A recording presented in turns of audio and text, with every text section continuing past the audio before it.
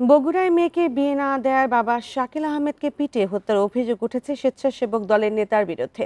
এই ঘটনায় অভিযুক্ত স্বেচ্ছাসেবক দলের সহসাধারণ সম্পাদক জিতু ইসলাম সহ ৩ জনকে গ্রেপ্তার করেছে পুলিশ।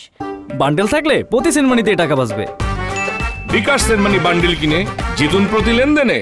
ভুক্তভোগী পরিবারের অভিযোগ, শাকিল শিববাটি এলাকায় রানার বাড়িতে ভাড়াটিয়া হিসেবে বসবাস করেন।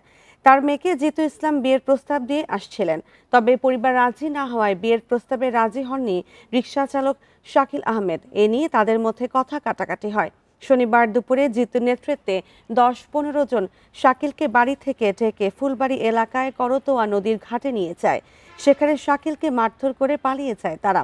পরে স্থানীয়রা উদ্ধার করে বগুড়া শহীদ জিয়াউর রহমান মেডিকেলে ভর্তি করলে বিকেলে মারা যান শাকিল।